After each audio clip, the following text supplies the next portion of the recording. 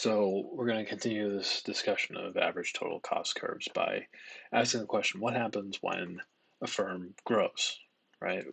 When we were talking about the average cost curves before, we were increasing our quantity produced. And as we increase our quantity produced, eventually we reached a minimum point and then costs started increasing again.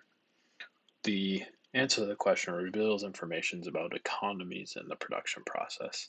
This is sort of similar to the idea that you've seen before with returns to scale, but this is focused on the cost size. So what's the definition? Definition of an economy of scale is that costs rise more slowly than production. You can think about this in the initial part of the long run average cost curve where the costs are decreasing. Constant economies of scale are when costs rise at the same rate as output. So this is that minimum point on the long run average cost curve. And then we have diseconomies of scale where costs rise more quickly than production. Economies of scale for a firm involve reductions in the average cost or cost per unit arising from the scale of production for a single product type. So getting back to that U-shaped long-run average total cost curve, at first the average cost per unit falls, so we have economies of scale. Eventually, as the output rises, diseconomies of scale take hold. What's causing this?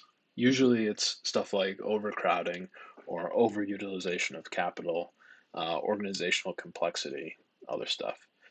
When you go from a mom and pop shop to a multinational firm that is publicly traded, the complexity of operating that business increases substantially. It's important to note, though, that this idea of economies in the production process is not the same as returns to scale. In returns to scale, we assumed that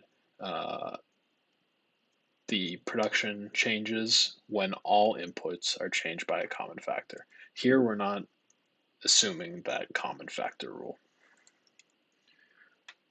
There's also this idea of economies of scope, whereas economies of scale for a firm involve reductions in the average cost or the cost per unit arising from the increasing scale of production for a single product type. Economies of scope involve lowering average costs by producing more types of products. So it's sometimes the case that firms produce more than one type of product. That's what's happening here. Economies of scope refer to the simultaneous production of multiple products at a lower cost than if each firm made them separately. Why might they observe economies of scope? Usually because of flexible input or production processes. Oil refineries are an example of this. They can produce many different types of petroleum products at the same time through distillation at a much lower cost than if they were produced separately. It could also be the case that expertise is translatable across several different types of products and services.